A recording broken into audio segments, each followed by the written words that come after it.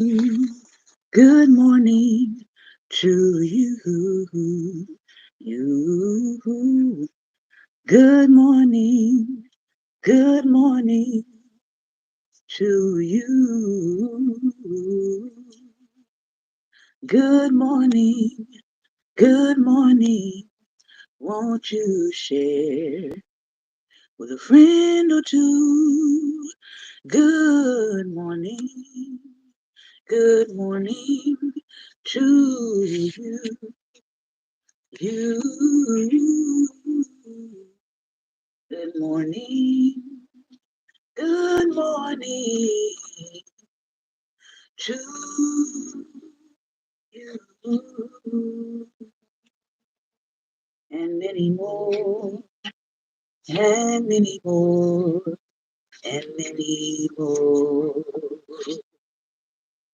Good morning, good morning, good morning, and welcome to Daring Dialogues. I'm your host today, Shantae Charles, and I hope that you are having a great and wonderful Friday. It's always Get Free Friday over here, and we are hopping in today to two of the books that I hope will help us all to get free, or we will all learn something from them. And that is one on health entitled Live Nourished, and the other one is on personal finance entitled Moving Beyond Broke. We're going to start out with Live Nourished. I am doing a short show today, so we're going to read for probably about 15 minutes. So I'm going to give you the end of the introduction to Live Nourished, and then we'll hop into her first chapter here, and then we'll switch over to Moving Beyond Broke.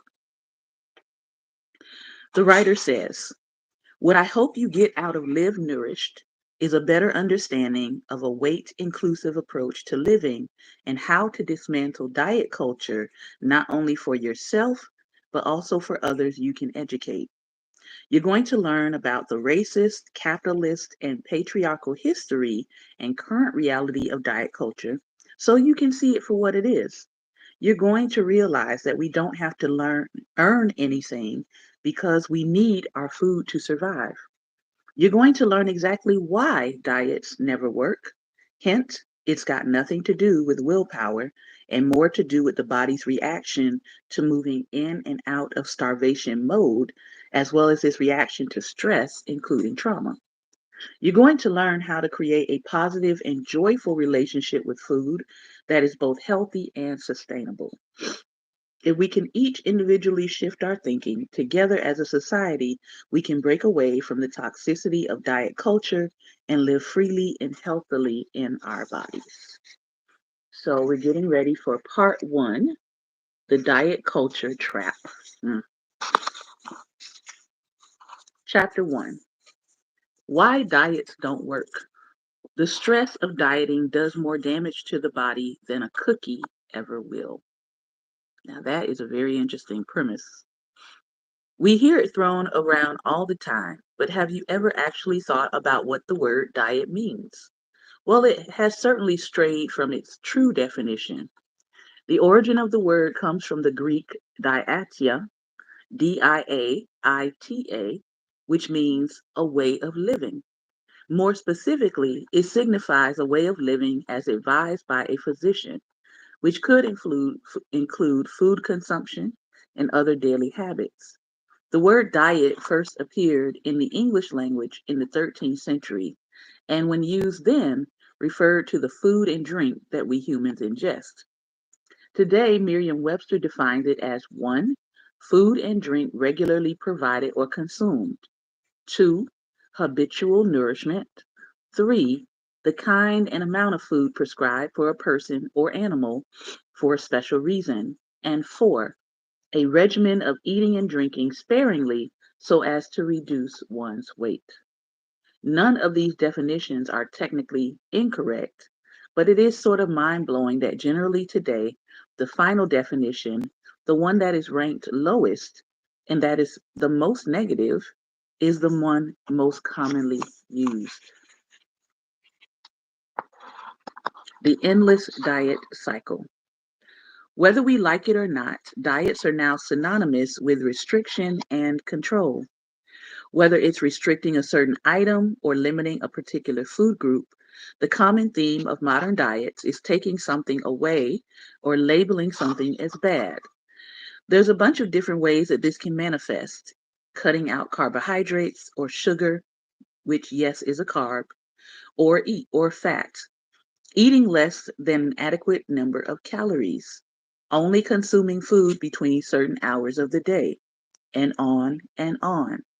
If you were to ask someone who is still locked in the clutches of diet culture what their food intake looked like, they will very quickly tell you about keto or whole 30 or intermittent fasting and list all the foods they aren't allowed to eat and the hours during which they can eat. It's very likely they are well versed in this language because this is probably not the first diet they have tried. Don't think diets are that common? In 2020, the Centers for Disease Control and Prevention reported that in 2015 through 2018, 17.1% of U.S. adults aged 20 and over were on a special diet. The rate of dieting women was higher than dieting men at 19% versus 15.1%.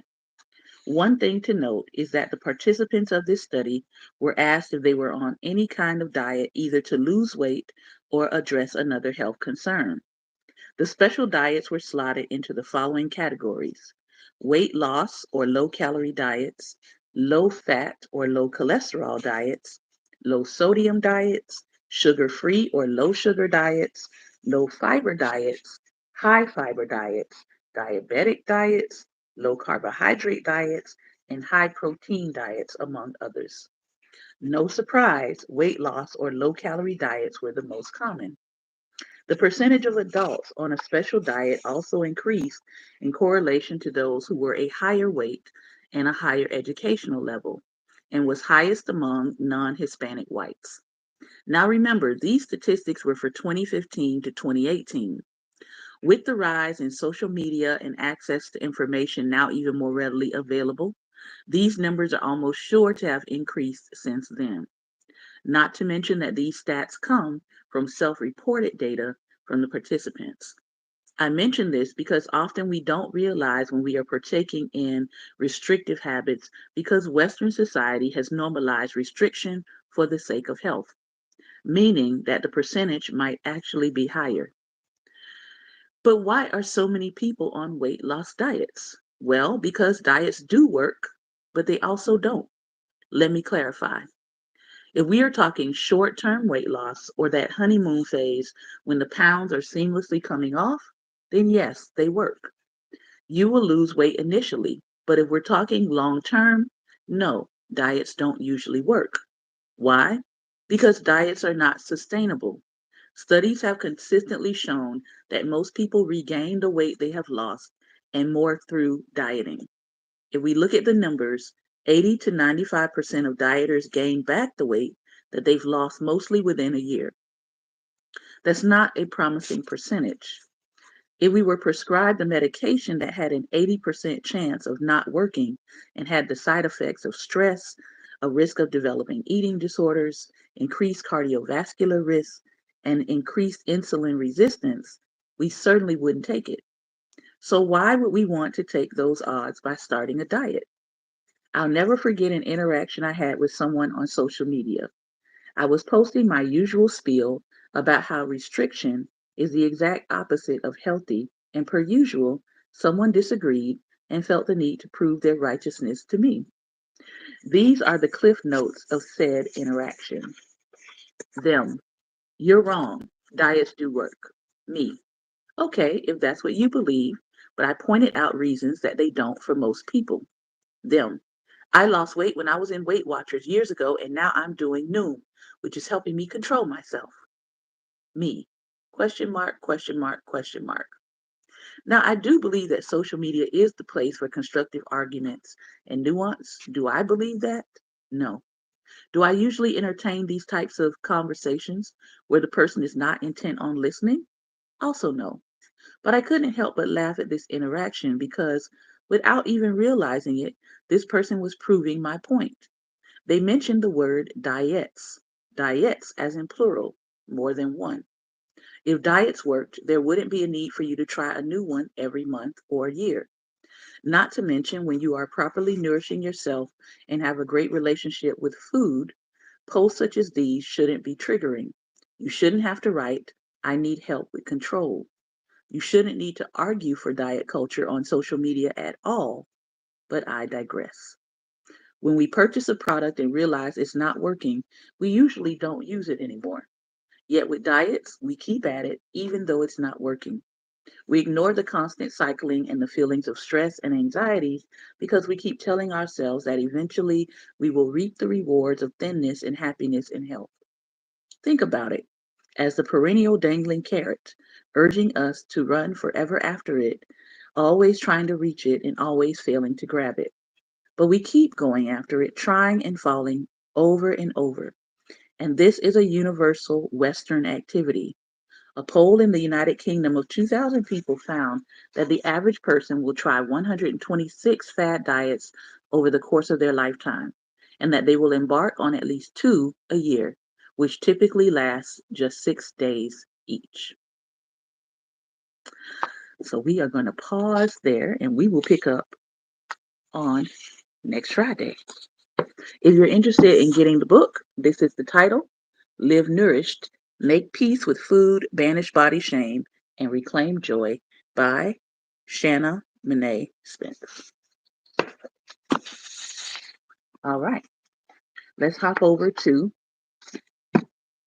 Moving Beyond Broke, The Power of Perseverance in Personal Finance. And this is chapter 1. We're starting Earning My First Dollar, Budgeting. Exhausted and sweaty from a long day, we gathered around our boss to collect our pay at the end of the night, working a wedding reception for a catering company, Lewis Kitchen. I was handed $50, while all the other staff got $75 or $100. I just stood there paralyzed, feeling sick to my stomach. I'd started the day excited about my first real job and thrilled to show off my skills, but I was instantly deflated the moment that crumpled $50 hit my palm. Worse still, the boss was my dad. At the time, I was a 12-year-old seventh grader who didn't know anything about hourly wages or unfair pay. What I did know was what my dad had always taught me about fairness as a child: treat everyone the same, don't play favorites, and don't take advantage of others.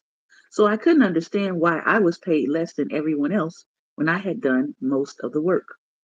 My dad had always been the cook in our family and used some of his earnings from his restaurant job to launch his own catering company around the time I entered seventh grade. Our family's small apartment filled up with serving utensils and chafing dishes, and I was thrilled when Dad recruited me for the wedding reception, his first gig. I was beyond excited to be working alongside him. I helped him grocery shop, prepare the food, load the car before we drove to the event together, dressed in my dad's uniform of choice: black pants, a white button up shirt, and black sneakers. As the day progressed, Dad moved from giving me important tasks like cooking, displaying the food, serving guests, to assigning me duties like sweeping, washing the dishes, and cleaning up. I didn't know then that I was doing all the chores commonly considered domestic tasks for girls and women. Meanwhile, my male cousins, who made up the rest of the team, spent most of the event carrying boxes, unloading equipment, handling knives, lighting the fire for the dishes, and communicating with the host. I practiced all the essential responsibilities with my dad in our own kitchen for weeks. He knew I could do them well and was more knowledgeable and capable than my cousins, who hadn't received his training. So why did I feel like my dad was trying to keep me out of the way by sticking me with cleaning, while my cousins got to do the important work I was much more qualified for? I couldn't articulate or even identify my emotions back then, but I knew I felt awful. I noticed that morning that I was the only girl on staff, but had thought nothing of it. I figured my dad built the team based on who would be great for the job. I had no reason to think I'd be treated differently until I was. The time I earned my very first dollar also happened to be the first time I experienced feeling undervalued for my skills and underpaid for my work. The unfair division of labor and unequal pay had me wondering what made us different in my dad's eyes. What was my dad thinking when he chose our tasks and pay? Did he really consider his decisions just, fair, and equal? I didn't have the courage to ask him. This wouldn't be the last time I would feel this way, and I know I'm not alone. Women are often afraid to negotiate against unfair pay out of concern that they'll face retaliation or punishment, or the fear that they'll be seen as aggressive or difficult to work with. This fear is often based on societal expectations and stereotypes about how women should act and be treated. There may also be a lack of confidence in their own skills and abilities to negotiate, or a lack of knowledge when it comes to understanding their legal rights in the workplace. At 12 years old, I wasn't fully aware of practices that impact girls and women simply because of our gender. I worried I would come off ungrateful and disrespectful if I questioned my pay. I felt like I was being punished for something I had no control over. I'd worked harder and longer than anyone that day and believed I deserved more than what I was paid. And because of all of this, I couldn't enjoy the money once I received it. Now that I'm much older, a few things crossed my mind in an attempt to make sense of why my dad believed $50 was fair. Was it because I was his daughter, so he believed that technically my financial needs would be met by him anyway? Was it because I was only 12 and $50 could be considered a lot of money for that age? Was it because my cousins were older than me and more likely to protest unfair pay? Or was it because my work was considered less important and expected of me because I was a girl? And $50 was my father being generous. I believed it to be the latter, which sat with me for years. I was triggered to later learn that girls start experiencing pay discrepancies early in childhood, with boys being paid twice as much weekly allowance as girls.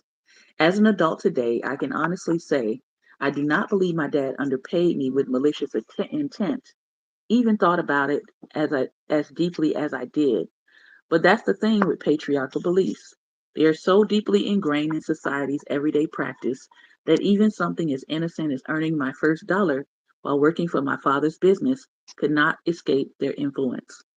But here's the thing, we are not bound by these ingrained practices and the limitations imposed on us, but by our relentless pursuit of equity, equality, and empowerment. Every setback, every challenge, and every inequity faced is a testament to our strength and perseverance.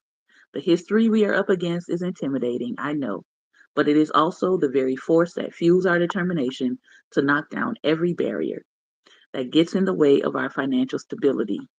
Every step we take toward financial empowerment is a victory won against systemic structures that have tried to hold us back. Next up, we're up against history. And if you're interested in following along with us with this book on Fridays, you can pick it up from any of your uh, bookstores. You can also request it from your local bookstore and see if they have it. It's called Moving Beyond Broke by Dasha Kennedy. All right. I am going to invite you in, Pastor Ben, to see if, um, let's see, send in.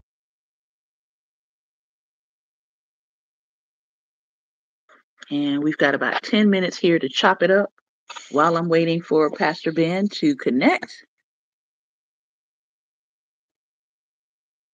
I'm going to read you today's devotional. April 11th. Absolutely, positively has to be there overnight.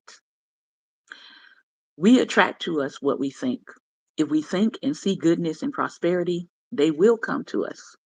In the words of the Master, as you sow, so shall you reap. Cast your bread upon the water, and it shall return to you. Two men were walking to a neighboring town when both fell into a raging river. One man panicked and feared the worst.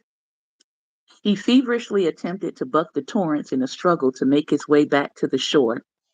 In his resistance, the river overcame him and he drowned. The other man decided not to fight the flow. His mind was consumed with thoughts of safety. As a result, he relaxed, lay back to the best of his ability, and allowed the river to carry him. Eventually, the river deposited the second man onto a calm shore, where he found himself in a town toward where he had been walking. Every thought is a prayer. Each thought is like an order that we place with God, who is prepared to give us all we ask for in the form of our thoughts. The more we dwell on any thought, the more likely we are to see it manifested in our experience. We can make this principle work for us by focusing on what we want to see and turn into events and experiences. We are constantly attracting to us people and conditions that mirror exactly our patterns of thought. Once the laws are clear to us, we can see that random or accidental events are actually the result of our very intelligently designed system of relationships. So decide upon what you want, send it up in a thought, and before you know it, your desires will absolutely be on their way back to you, the dreamer. I will make my own destiny. Good morning. Good morning. All right, we've got about 10 minutes to chop it up here. I've got a appointment, but I want to make sure that I got you on to share. Okay, equal pay, that's a problem. I want to go there because it doesn't matter the gender, it doesn't matter the color of your skin. If you can do the job Mm-hmm. and you're qualified to do the job, you should get qualified pay. Mm-hmm. That's the way I see it. And especially if you're actually doing a better job than your male counterpart Mm-hmm. or your envelopian counterpart, you should be getting paid at their level or even more if you're more qualified and doing a better job.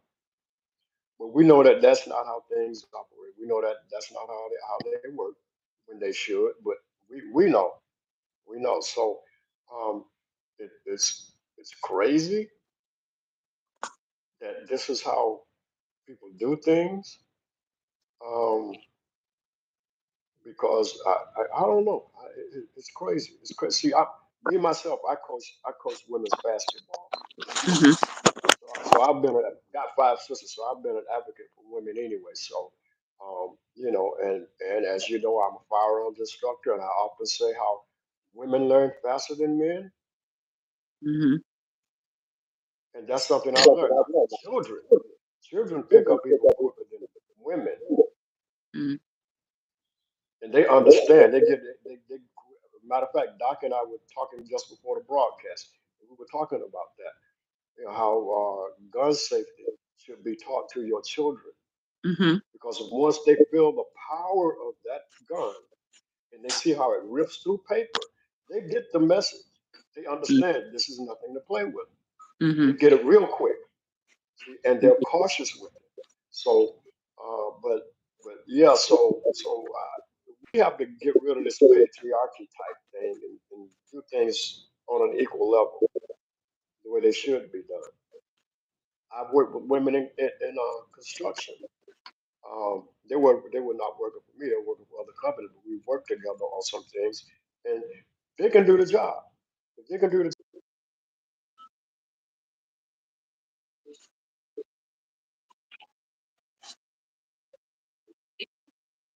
understand why they're doing the job. Mm-hmm.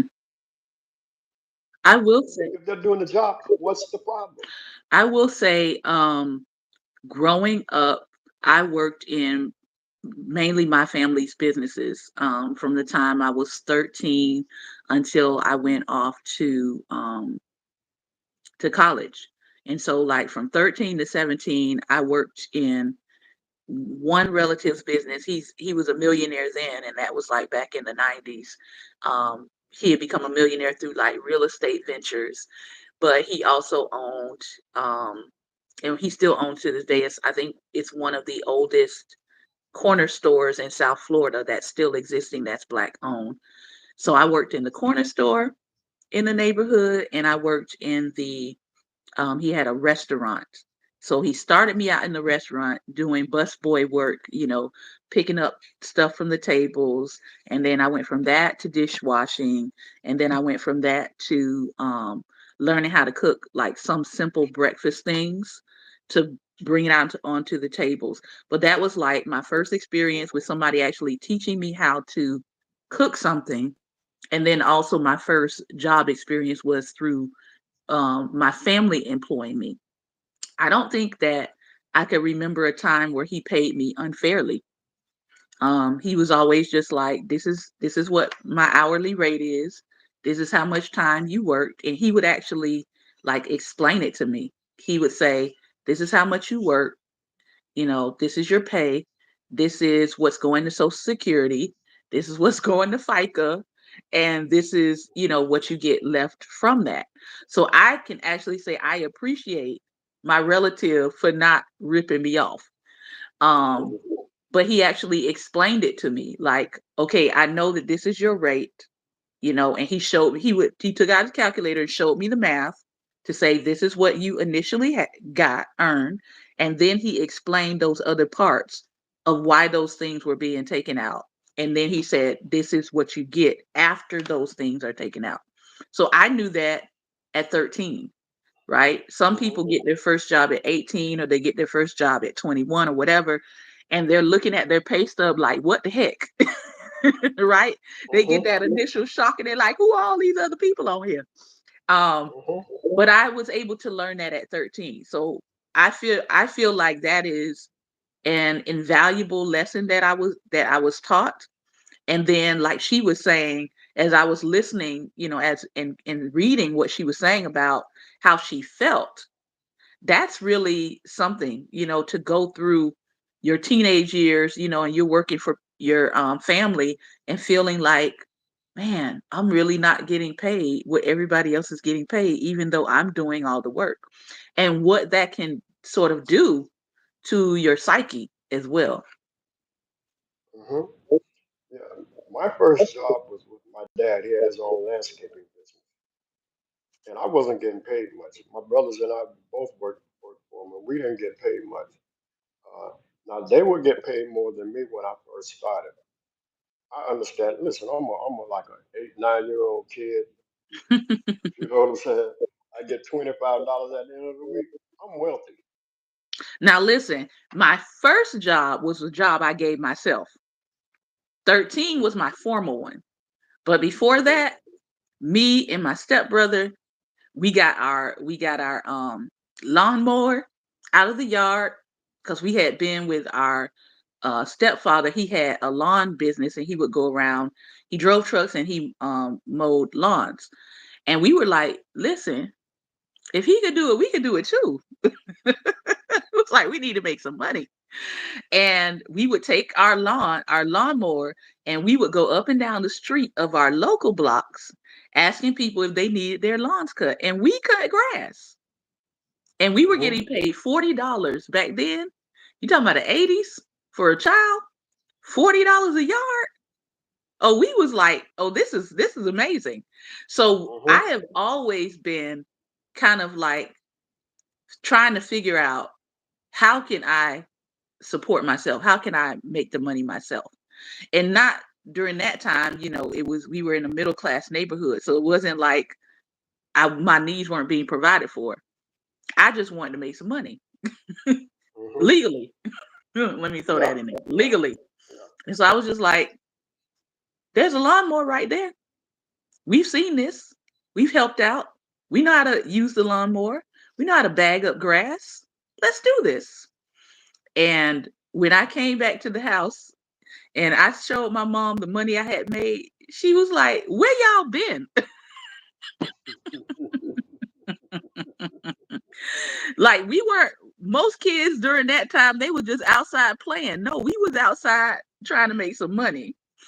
So my Hmm. mom took the money. She didn't spend it. She just took it and put it up. And she was just like, y'all are not gonna be walking around the neighborhood with a lawnmower trying to cut grass and make the neighbors think that we not feeding y'all over here. No. So that was the end of that business. Not to say that I didn't try other stuff, but I'm just saying. And then Hmm. when I was in high school, I was working the corner store, but I started a singing telegram business. So I was doing singing telegrams at school, in high school. And I also started a massage business. And I was um, doing massage for the injured athletes. Didn't matter what it was. It was basketball, football, whatever. I was like, hey, I'll work you out $1 a minute, and I was making a killing. So that entrepreneurial side has always been there for me. Um, Hmm. and I just look at my heritage and my history when I start going back and looking at how my ancestors were also entrepreneurial. I do feel like some of that um, is a part of people's genetic makeup in terms of how industrious they are and just that drive and that motivation to just do something. And you might not know where it comes from Hmm. initially, but I guarantee if you start digging back into your ancestry, you might find that there was some other people who were super entrepreneurial in your history. Final thoughts, Pastor. Well, in that case had to be because my son got it. Oh man, he's he has a few businesses going right now. Hmm. You know, and he was all. I can say this: my ancestors had to be workers. Hmm. They had to be because all my relatives they work. Don't have a problem. Not trying to lay up and just collect money from anywhere they can, and not trying to hustle people. They Hmm. work. Whether they got their own business or whether they're working for a company or doing something, they work. That I will say. But now let's get back to pay. If we could ever get to the place that where we are paid fairly, Hmm. I'm talking about women, I'm talking about people of color. Hmm. Just imagine. Just imagine. And on that note, we're going to end.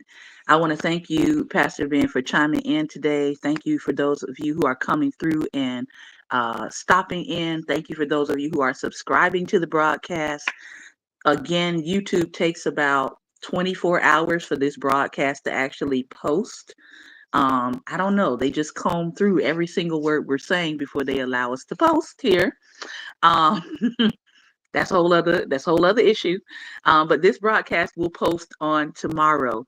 So thank you for those of you who are watching live and tuning in. This has been another episode of Daring Dialogues, and I've been your host today, Shantae Charles. Remember, light is the most daring opposition to darkness. So continue to go out and be what? Light. Light. Take care, everyone. Have a wonderful weekend. We will be back here on Sunday, 2:30 p.m. Eastern Standard Time for our Sunday dialogue. Take care.